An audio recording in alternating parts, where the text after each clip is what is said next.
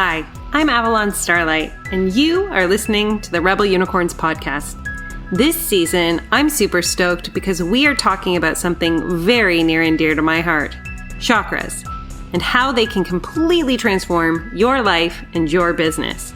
Listen each week as I share my own chakra experiences, as well as introducing you to incredible guests with their own chakra stories. Are you ready? Let's get our rebel on. Hello, Rebel Unicorns. I am so excited to introduce you to my first guest in the Energy Funnels series that we are doing here in Rebel Unicorns podcast.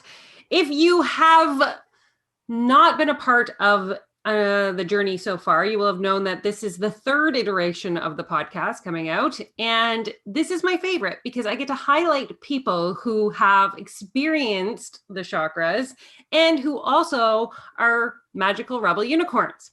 So today's guest is one of my favorite stories to tell because I got to witness them in their brilliance, like in their stardust, shining their light. And I was like, this chick is cool shit. Like, I want to know her.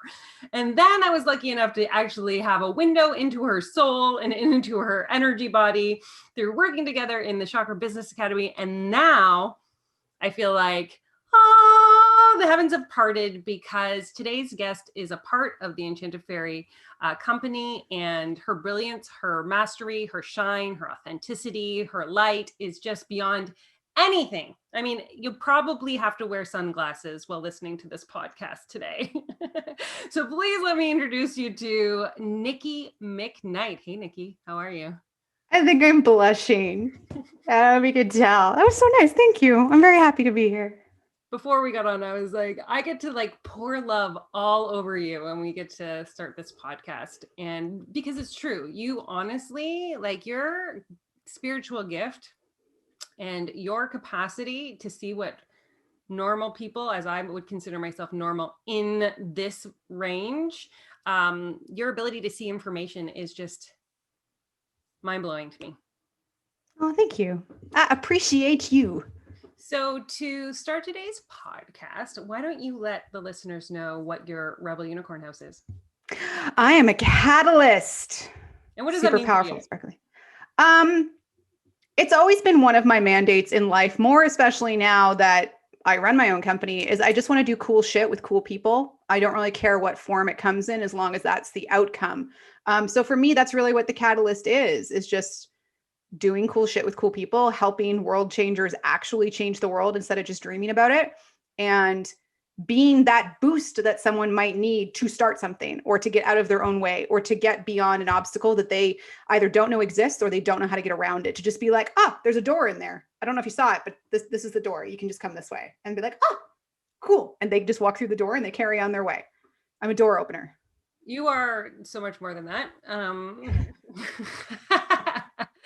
You're the portal to actually having creation happen in a business. And I'm writing that down.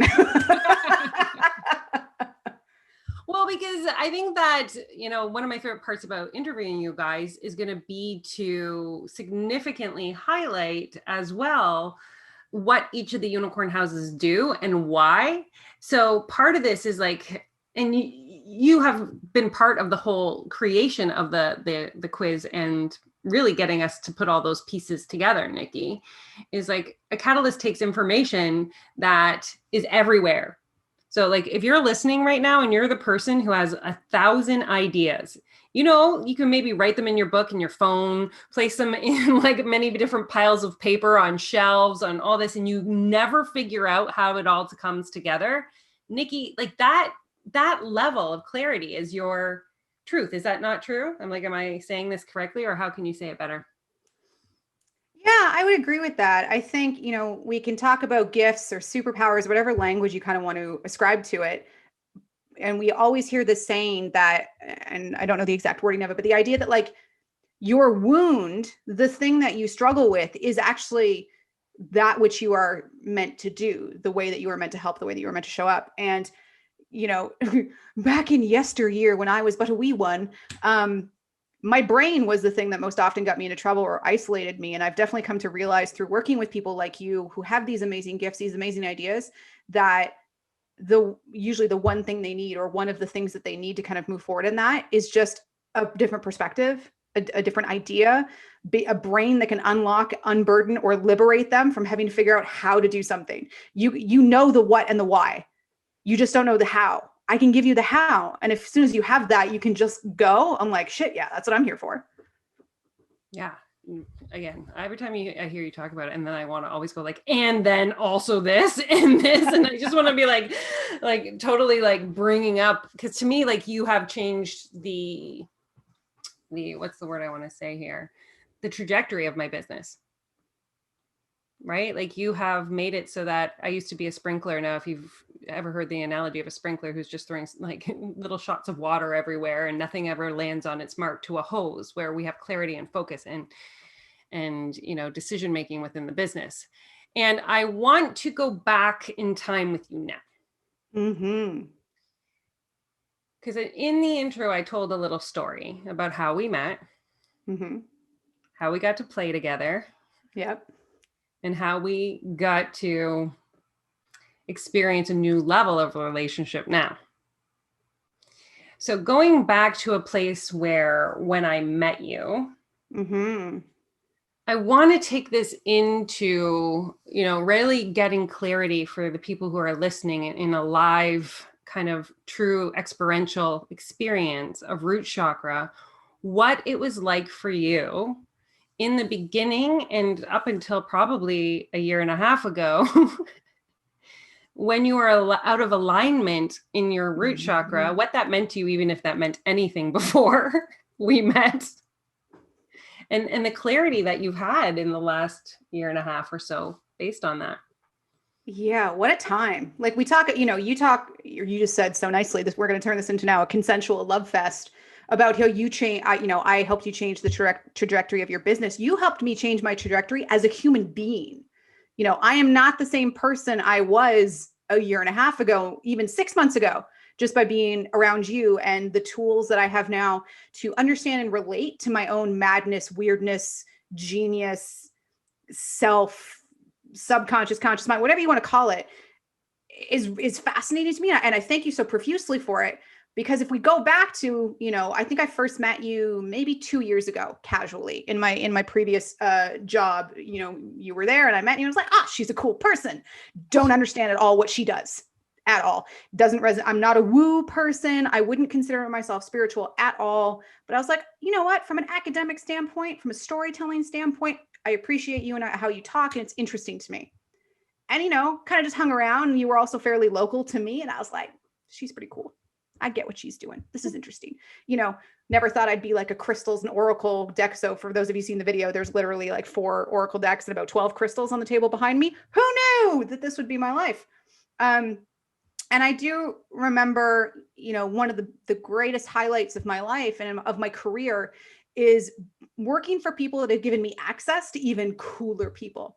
Like access to rooms, I think is something we can talk a lot about, not only in entrepreneurship, but when it comes to equity and justice. It really does come down to who is in the room and who is allowed to be in that room and who is allowed to have a say in what happens in that room. And, it was in one of those rooms that I met you and so many other awesome people who work in a similar space as you. And at first I was kind of like, really? Like I had worked for kind of like a corporate job before that, or like big business that was run by people who had been in corporate. So it was very much steeped in kind of this corporate idea. And I remember one of the first events I met you at, people in the room weren't talking about, oh yes, my Aspen vacation home, and I just got a 6-figure bonus. People were talking about, oh yeah, I really liked how I was helping people do this, or I was impacting this change, or they were talking about their experience with psychedelics or with therapy or with crystals, or they had been channeling. And I remember looking at one of my then team members and going, what room am I in? Like was so far beyond my experience for what people talked about at quote unquote work events that I was like, am I in Oz? Am I in some mystical land? Like, am I down a rabbit hole? Like, what is this? And I did not know how to handle it. And I was just like, oh, dude, what is happening in this room? Who are these people? And that's where I met you. and things opened. Well, and I mean, we're like getting to a place though where I want to actually delve a little deeper into this.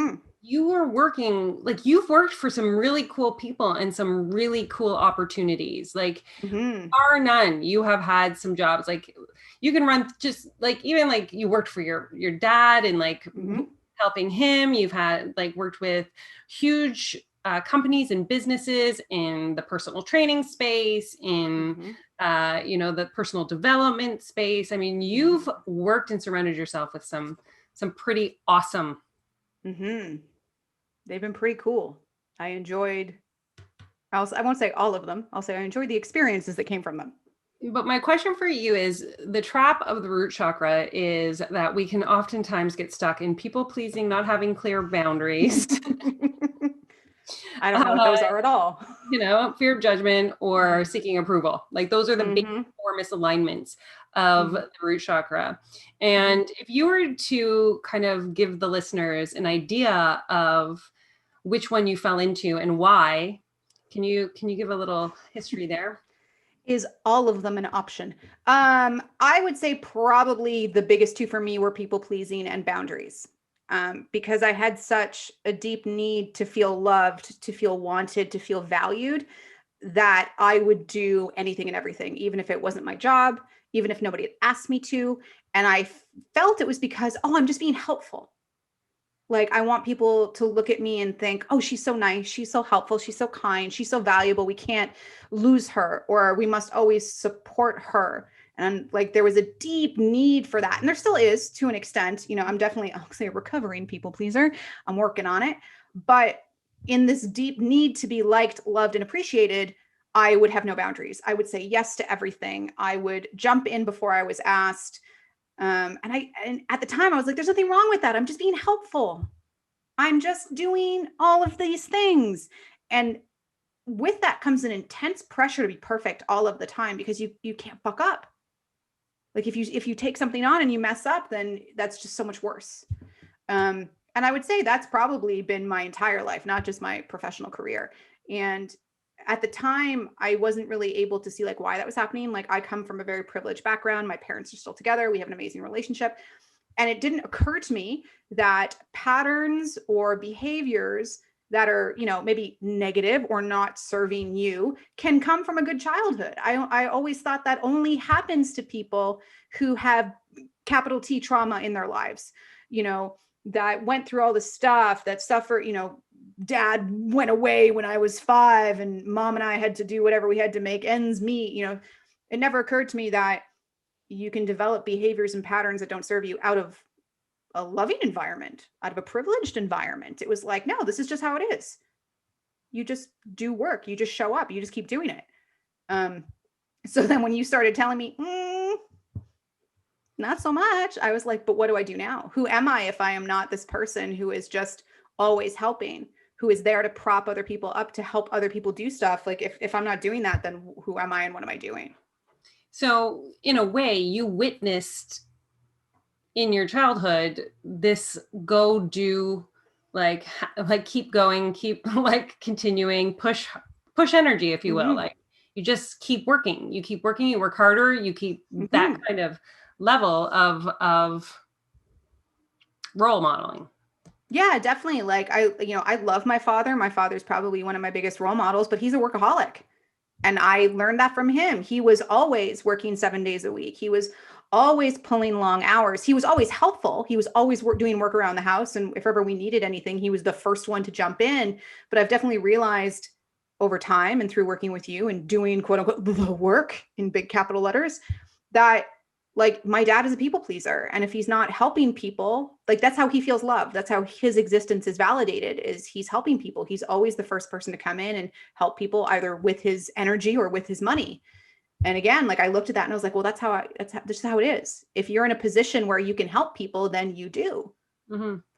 because that's the right thing to do. Which I think is such a powerful thing when we are talking about root chakra, because it's the foundation of who we are, right? This is like defines, you know, who I am and who I serve. And our first people that we have connection with are our parents, are the people that are modeling, you know, things. And, you know, I really love when you mentioned that, because I remember the retreat that we were at, that I was like, you know, it comes from a parent, and you were like, nah, my parents are great.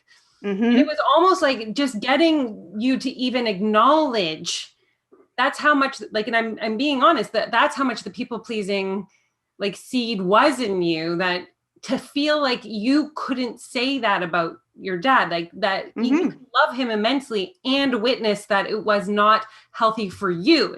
It may be healthy for him, we don't know, but for you, that level of intensity was not healthy. Definitely. And I think it's really interesting when you take the relationship a parent can have with a child, you layer on that like gender. My dad is male, I am not. And then you add in generational stuff on top of that. It just becomes this thing where, you know, he only knew what his parents had done. And my grandfather, when he was alive, he was the same as my dad. Yeah. He was a workaholic, always did things for other people and never stopped working. And, you know, you never really had the space to say no, or, you know, I don't want to, because you're kind of, you know, there was a sense of, if you're not helping, then, you know, you're not contributing. You're not, you know, you are able-bodied, you are, you know, able physically, emotionally, mentally to do something, then why are you not doing it? Because there are some people who can't, and you can. So step up. That's what you do. And I think it becomes really hard when you, especially in a workplace environment, when you have like what, or should have like a job description. And I can't remember how exactly how you worded this to me, but I remember you said this at one of the retreats, and it was something along the lines of, if you do something for someone else without them asking, you are robbing them of their own experience to experience that. And I was like, oh shit, I think I'm being helpful. Maybe sometimes I am, but I can't let go of that even now. But I'm ultimately taking away from that person their ability, their right to experience something in whatever way it is. Maybe it'll hurt them, maybe it'll help them, maybe it'll harm them, maybe they'll love it, maybe they'll hate it. It doesn't really matter. It's not my job. And that was a very, very tough, tough thing to get through. I was like, but I can help. I can do it. And then they will love me. Ugh! It was a big one.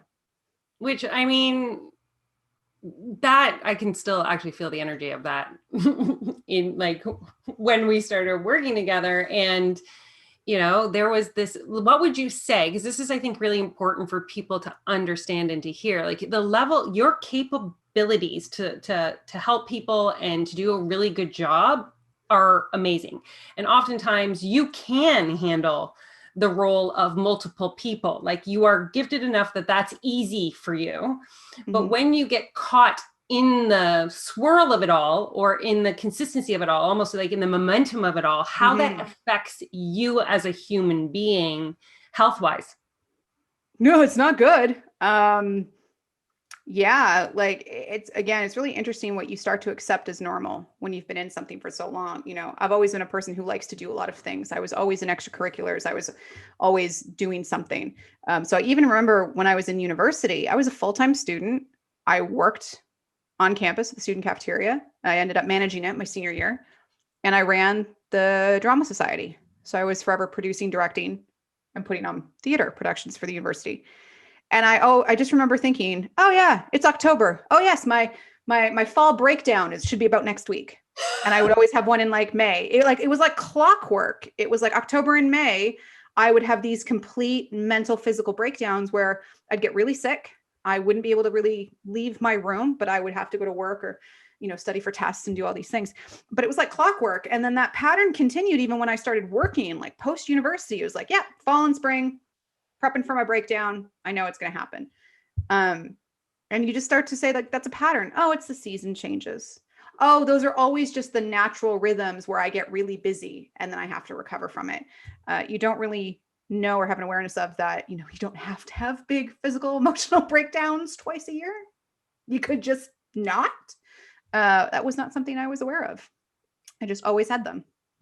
Well, So, because like I believe that this is an important thing too. Is like mhm, we've talked about having like a scale of when you're dropping mhm, too low or you're going mhm, too hard or too intense. Like, the self-awareness of, your own personal energy, mhm, of where you are within this range of healthy. mhm. And Yeah.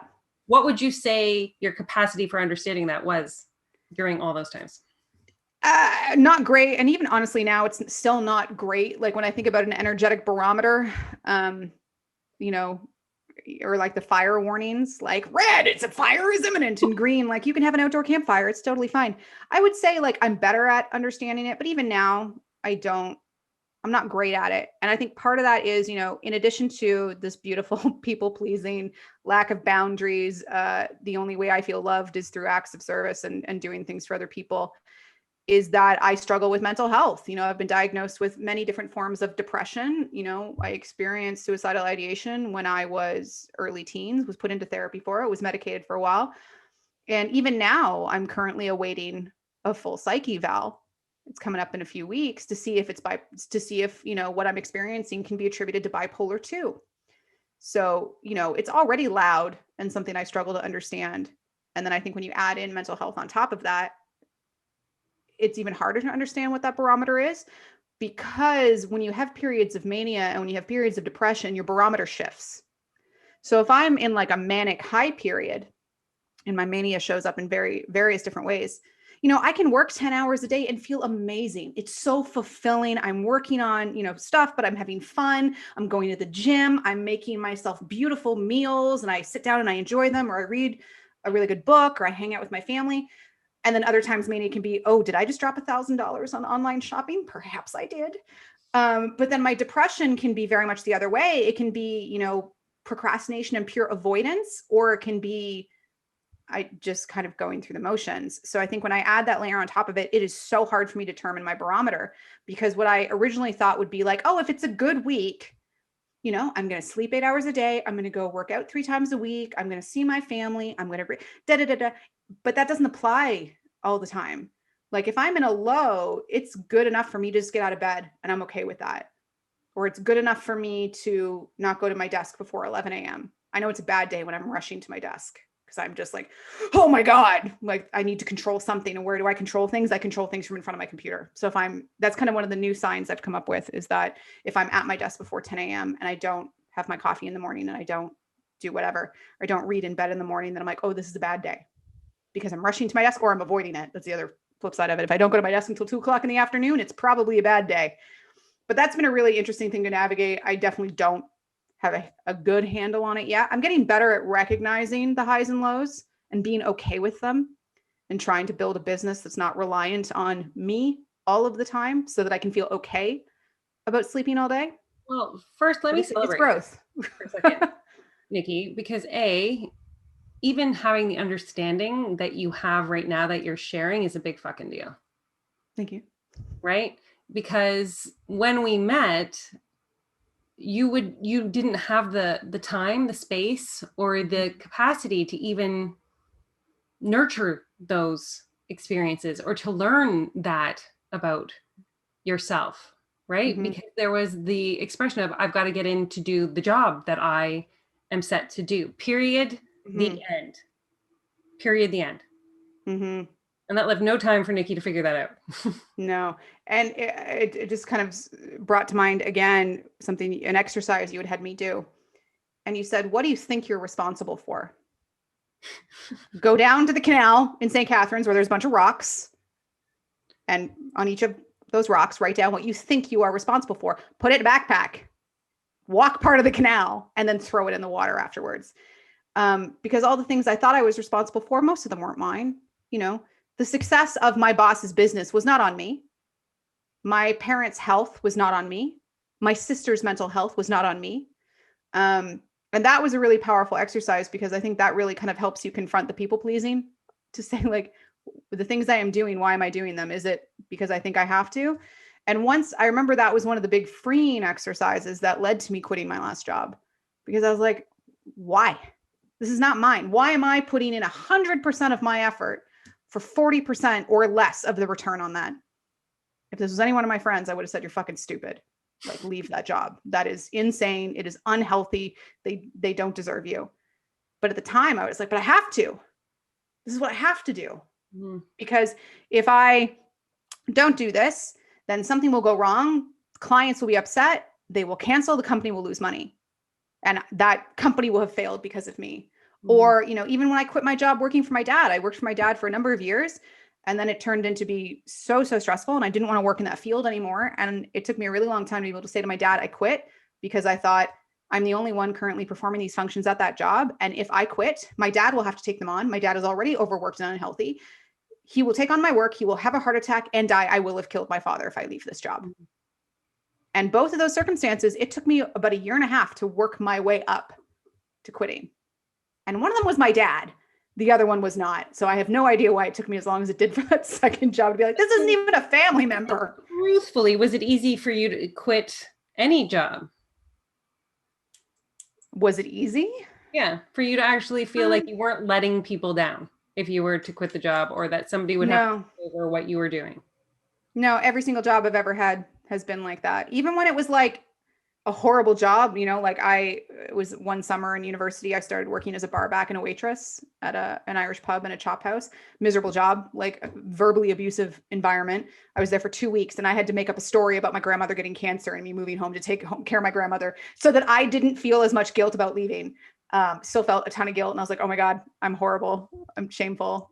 Like, yeah. Even though it was the right decision, I couldn't just go in and say, you guys are idiots and you're verbally abusive. I'm leaving. I couldn't even do that. I had to say, I'm so sorry. My grandmother has cancer. Please feel sorry for me. I'm flying home to New Brunswick. But I think that this is an important part of the story, right? Because this is just the people pleasing, the not having clear boundaries, you know what I mean? Not make like that level of responsibility and not letting anyone down, not letting anyone down.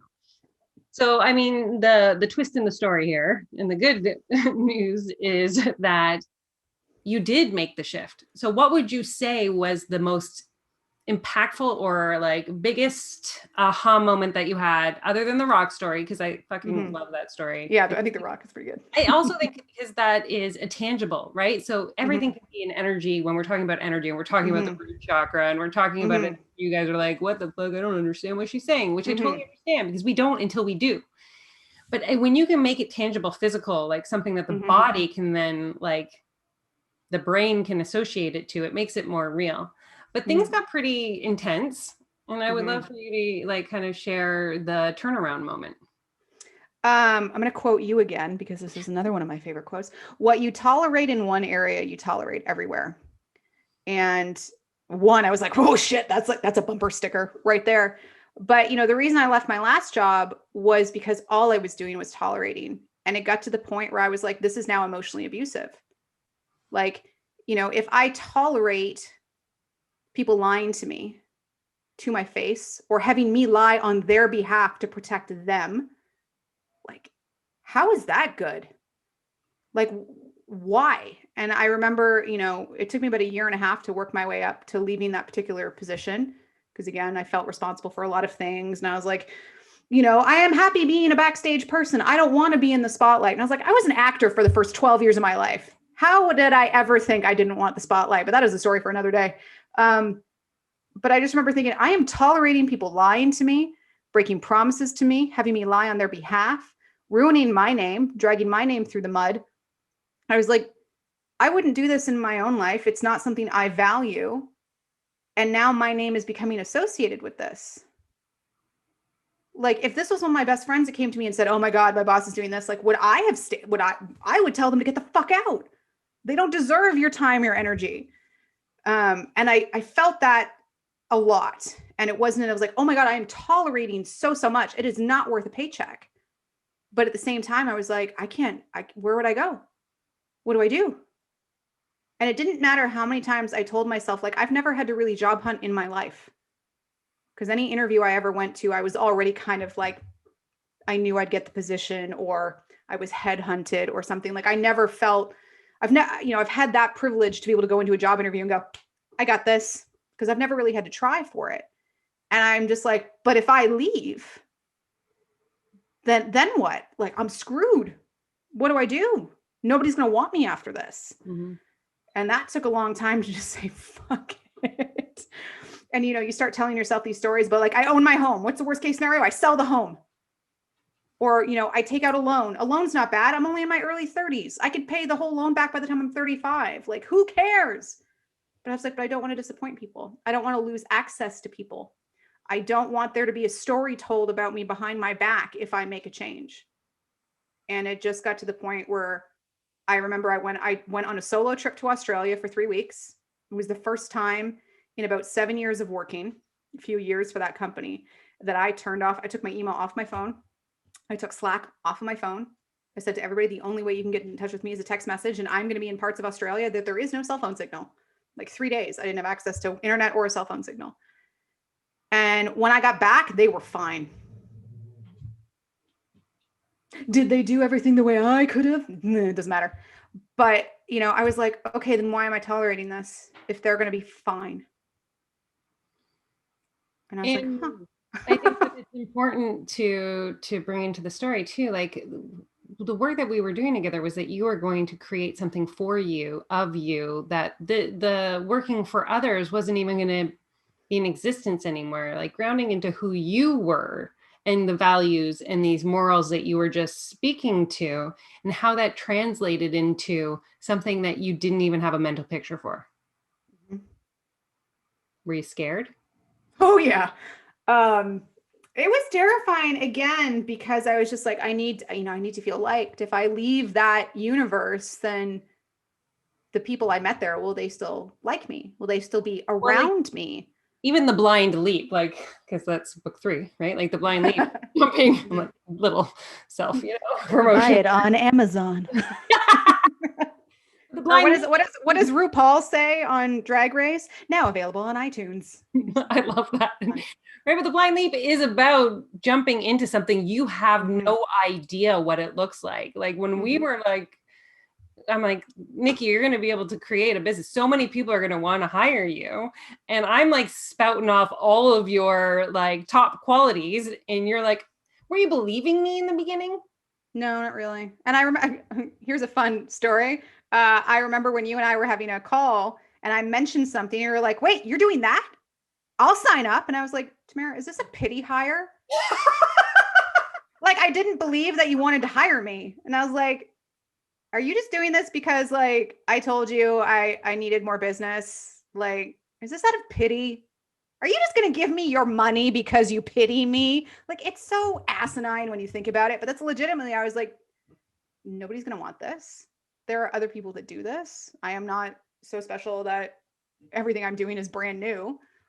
And I was like, oh, this must be a pity hire. Tamara is just doing this because she pities me. What a benevolent person she is. Yeah. First, I make you pay to work with me. And then I, just give you money so that you feel good about yourself, so that you just don't actually have to produce any result. That's how I run business. Totally. Does this mean you're like my sugar mama? I actually have to work. It's not a life of leisure. I actually have to like do some work. Maybe I just felt bad. And I was like, I'm just going to pay you back for the money that you spent at Business Academy. That's totally what it is. All right. And like, another 4 weeks, you'll have paid off my entire, refunded my entire payments. We shall part ways. But at the same time, for me, it was like the, what's the Swedish? We do better. IKEA commercial, right? Where I knew your brilliance. I'd been in your energy body. I already knew what you were capable of. As somebody who sees potential futures, I could see where your future was going. And so when you were like, this is what I'm doing, and this is how much, I was like, start the car, start the car, start the car. Oh my gosh. Yeah. Why don't you take a moment and like tell people what it is that you do? Because they're probably going like, what did she hire you for at this point? Anything and everything. No. What do you do now? Because it might not be the same as what I hired you for. It's true. It's not. It's new. It's magical. By the time this episode drops, this will be live. But basically what I want to do with people is I love entrepreneurs. I love CEOs. I love founders who, again, they know the what and the why, and they believe in it so strongly, and they know how it can change lives, and they know how it can change the world. They literally just don't know. What do I do today? What do I do next Wednesday? What do I do a month from now to make sure this happens? And that's what I'm really good at. So I'm kind of working to unburden CEOs from their business so that they can experience something that is so totally in alignment, that is fun and easy and joyful. And they're doing it their way, not what bro marketers are saying that you have to grow and scale your business. Because if you don't want to grow and scale, fantastic. You don't have to. So I'm doing through these kind of like 30-day to 45-day intensives, like we are going to download your busy brain into a business that works for you, not against you, through looking at your operations, your messaging, your day-to-day tasks, how you manage your own your energy. What is your role within your business? What do you want it to be? Who do you need to help you? And how can you run a company, if that's what you want, in a way that is easy and not scary, and you don't automatically think, I don't want to manage a team. You don't have to if you don't want to, but if you want to, I can help you do it. So it's really about unburdening and liberating creative, visionary, spiritual CEOs. Yeah. And I think this is important for the opposing side to hear this, right? So as somebody who is doing everything or trying to keep the boat afloat, and Nikki came into my business, and like literally I have more space to be in creation and do what I'm really good at. That's also another shift in your root chakra, you guys, is to become super grounded in that space, that you don't have to do hustle, go, push in order to be in creation. Like it's almost like now that we've got the support, the work then becomes, oh my God, I don't know what to do with my time. Because all this time was like spent in that. Exactly. And I see so many amazing founders, female identifying ones even more so, get caught up in that I have to do everything, that the business doesn't work without you. Everything relies on you. You are the bottleneck. You are the driver. And then you start to resent the thing that you've built. Coming up with content has lost its joy. Focusing on, an offer or a service for your clients is no longer fun, because you're like, I could do this, but then there's like 20 other things I have to do. And like this resentment and this judgment starts to build up about yourself and about your business. And it's no longer fun. And that usually means that, 1 to 3 years into their business, most entrepreneurs, again, female identifying ones especially, quit. They say, I can't do this anymore. It's too hard. I'm just not cut out for this. This isn't me. And they go back to work for someone else.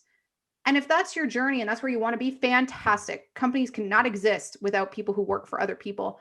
But if you truly want to be an entrepreneur, and this is the thing that is stopping you, going back to what is my responsibility? Maybe I won't say responsibility, but what is the way that I help is I'll help you get there, and I'll help you figure it out.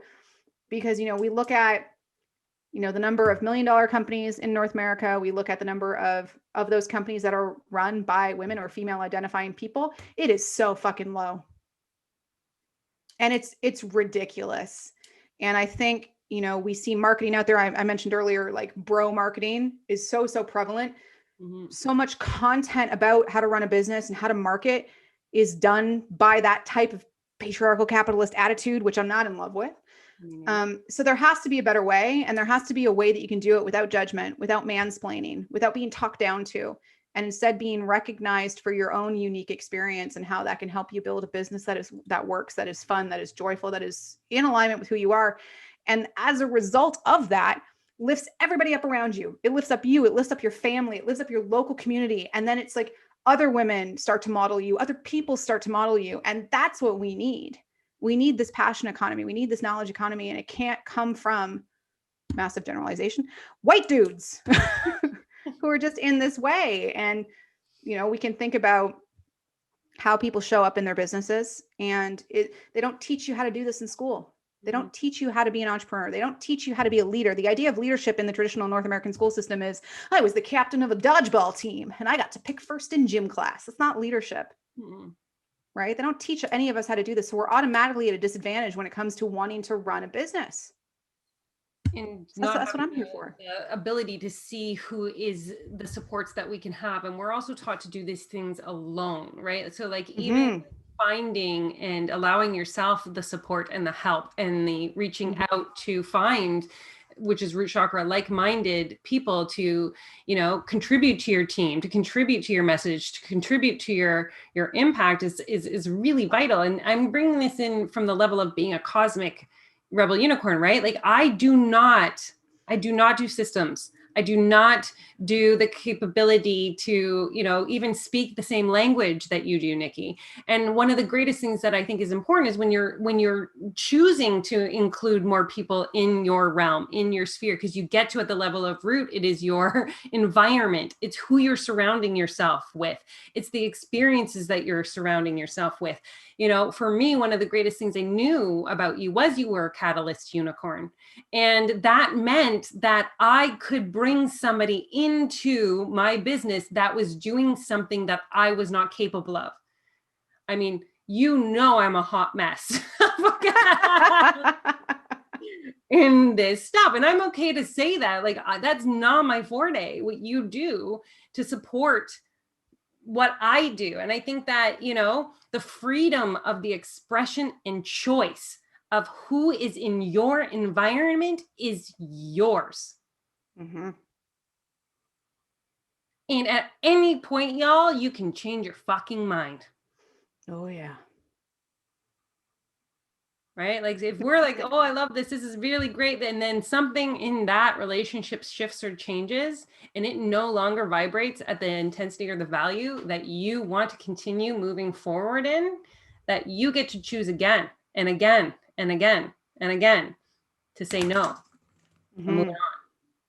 Yeah. I feel like we could go off into a whole tangent about I know. I feel like, and this is a sermon being delivered. It's so true.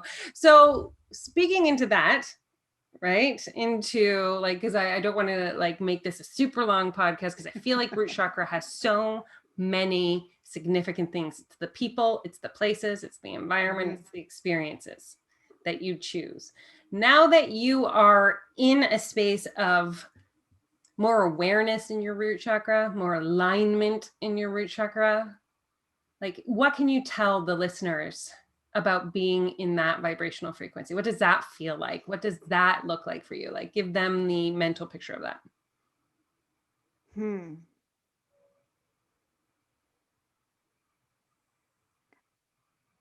I think it's kind of hard to put it into words, which I realize is so trite to say, but everything just feels easier in terms of how to show up, how to work.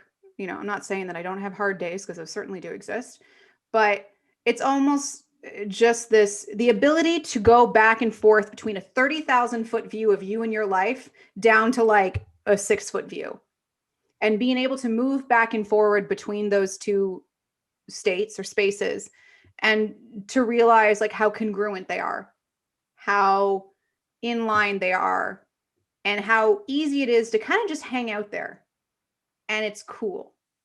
And, be able to get the recognizance of, oh, something's creeping in on there that shouldn't be there. Let's maybe just address that or deal with that or ask it why it's there and just like question it, interrogate it, do something with it. Because, as much as I say I wasn't the same person I was a year and a half ago, even in the last 4 months, I went back to running my own business about 7.5, 8 months ago. And even in that period of time, it's completely different because I've just gotten so much better at who am I? How am I here? And what does it need to look like?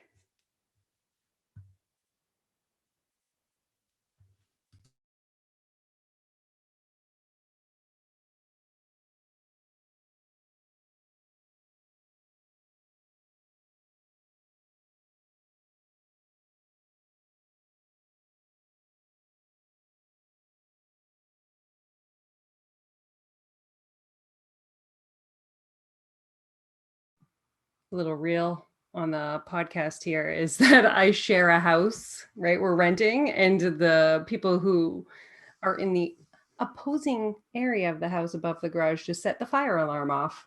And it sets it off the whole space. So that was a little bit of experience. I'm not really going to have Jeff take that out either. There will just be like a random 20-second silent spot in the middle to just sink into the brilliance of what I'm saying. Can I ask you a question? Because this is really, I think, one of the most important questions is, are you able to say no now to people who are not a good fit to work with? 80% of the time, yes. And it's still hard because you kind of start going into the either, if not the people pleasing, then the scarcity of money is nice to have and have that. But I also think it comes back to this idea of, how am I going to feel if I'm doing this work? Is it fun? Is it cool? And again, I realize I'm speaking from a very privileged platform that I can afford to make those choices, and I have the ability to make those choices. It's definitely easier. And one of my favorite perspectives on that is something that my friend Molly Galbraith shared on Instagram. It's a few months ago now, about she was releasing a book or a course or something, and she had reached out to this very important person in her audience, in her community, and asked her for something. And the woman wrote back and said, "Thank you so much for asking.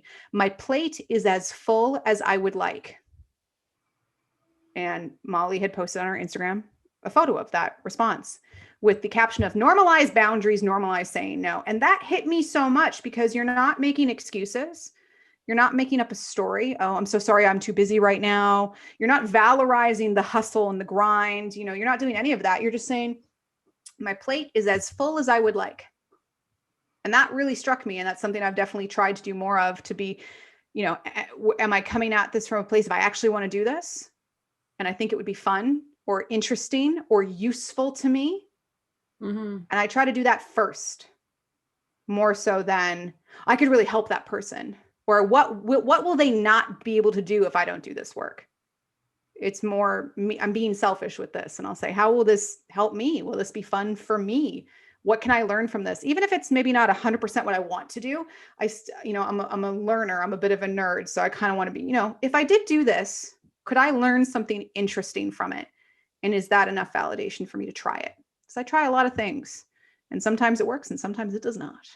Well, again, I'm getting better. On a great way to kind of close up here is that it's really about being a rebel unicorn is this radical self-awareness. It's radical self-love. It's radical self-care. It's radically understanding yourself. And for me, I think it's even a level of, getting clean in your own energy, so that you are coming into these conversations with that, my plate is full, and not worrying, right? Like that is your truth, period. Right. And then knowing that that is your truth. So as we're kind of ending here, what to you is being a rebel unicorn? It's pretty much giving a middle finger to should. And, in my space specifically, it is taking the misogyny, the stupid racism, sexism bullshit that seems to permeate business models, and running it over with a Mack truck and saying, fuck it, because it's not right. There is no should. There is no way that it should be done or has to be done. I think it's bullshit. I think it's looking at offers that say, here's how to scale your company to $10 million, and portraying it as the only way to actually have an attainable measure of success is to do that. I think it's bullshit. You shouldn't do it. And it's making spaces more equitable and open. And it's not so much just saying who's not at the table. It's who's at the table, who had a say in where the table is placed, and who got to contribute to building the fucking table. To me, that's what's important. Because if the table is still built by stupid people, then nothing's really been changed. So can we look at business? Can we look at how we talk about running a business and being a business owner and being an entrepreneur, because it's fucking amazing. But can we take that and really break it down, dissect it, and rebuild it into something that actually makes sense? Because if we're going to talk about scaling anything, can we talk about scaling people's contribution? Can we talk about scaling impact? Yes. Can we get out of this, everything you do must be scalable? Bullshit. Everything you do has to be fun for you. Full stop. Gigantic period. Interrobang. That's it. I don't even know what to say after that. It was so brilliant.